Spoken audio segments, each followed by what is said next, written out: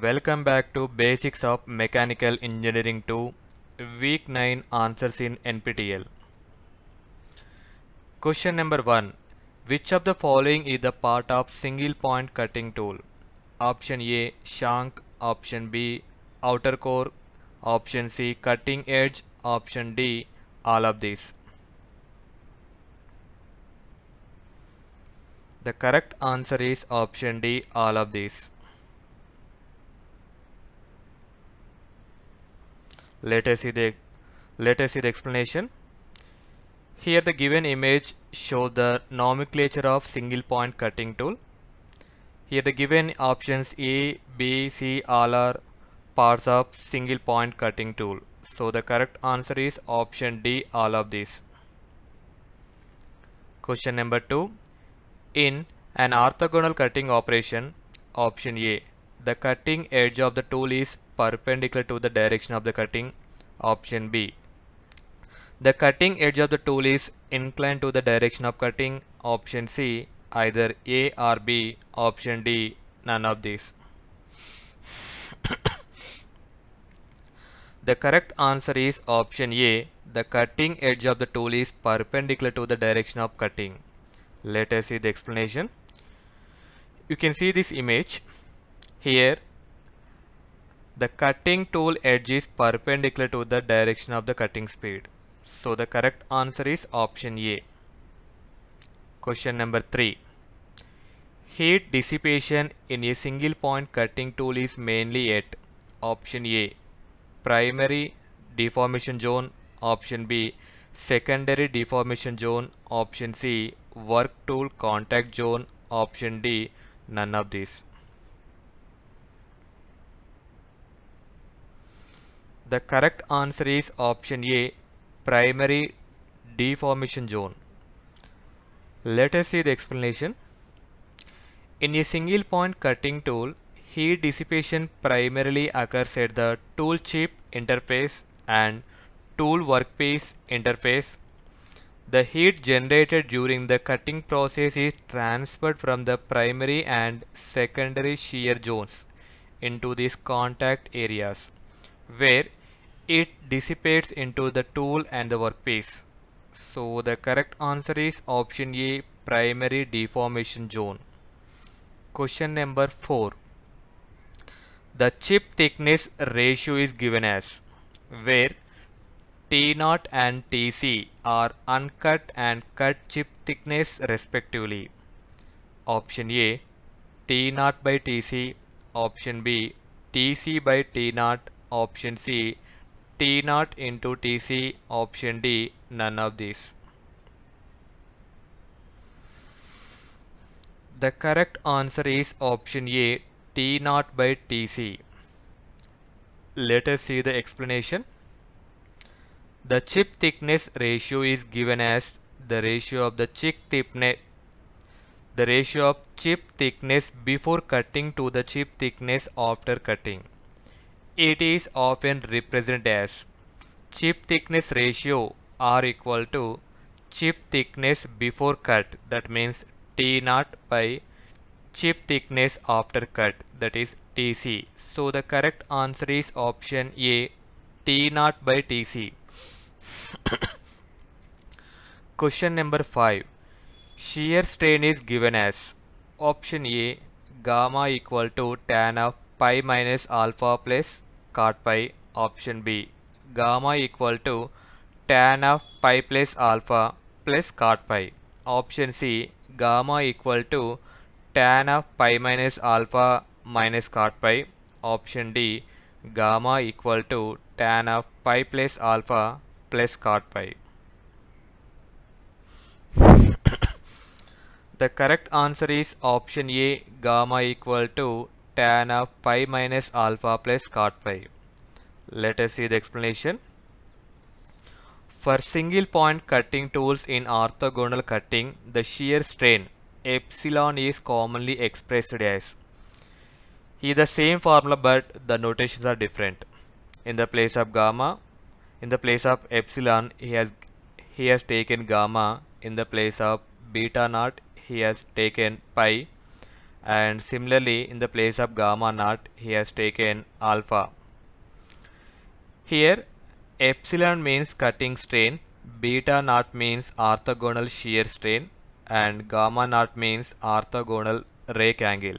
So the correct answer is A equal gamma equal to tan of pi minus alpha plus cot pi. Question number 6.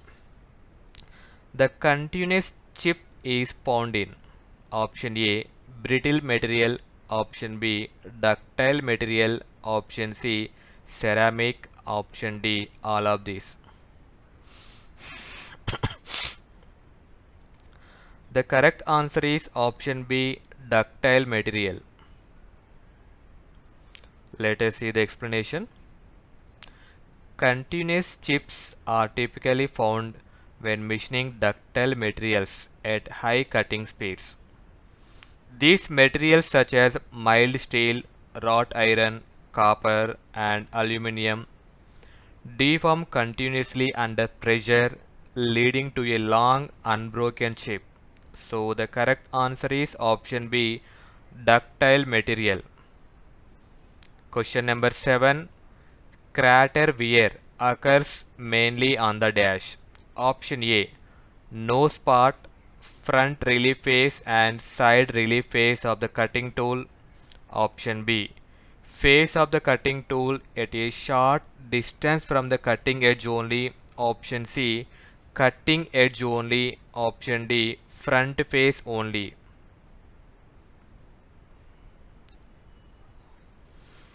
The correct answer is option B, that is face of the cutting tool at a short distance from the cutting edge only.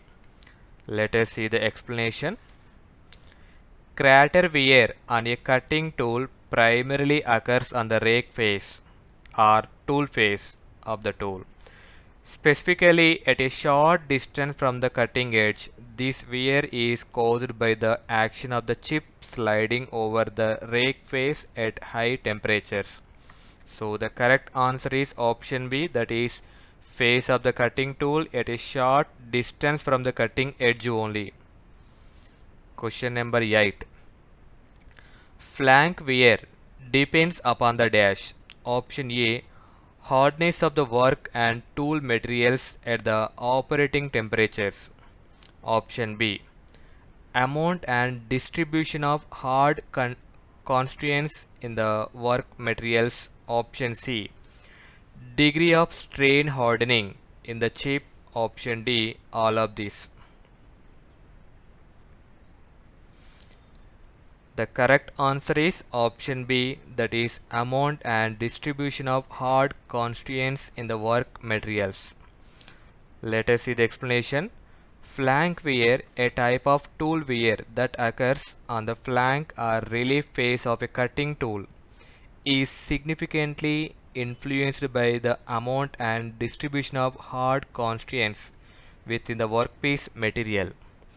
These hard constituents such as hard particles or inclusions can cause abrasive wear on the tool's flank face during the machining process. So the correct answer is option B, that is amount and distribution of hard constituents in the work materials. Question number 9. The tool life is affected by option A depth of cut, option B cutting speed, option C feed, option D all of these.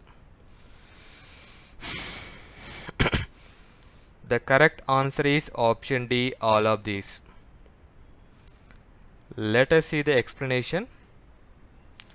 Tool life, the duration a cutting tool can be used before needing replacement, is significantly affected by several factors including cutting speed, feed rate, depth of cut, workpiece material properties, tool material properties and the presence of cutting fluids.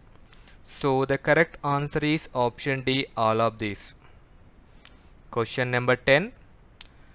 When the shear angle is small. Option A path of shear is short and chip is thin.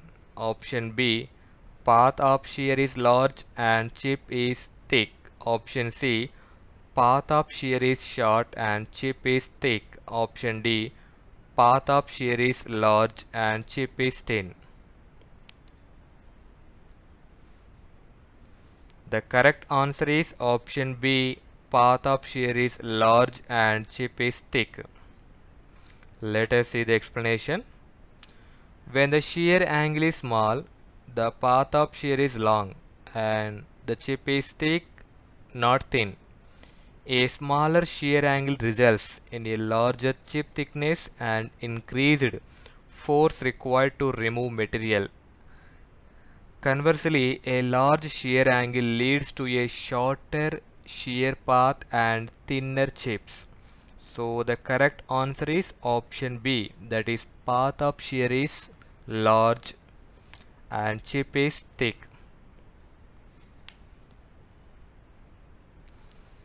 In the next video, we will discussing week 10 answers for basics of mechanical engineering 2.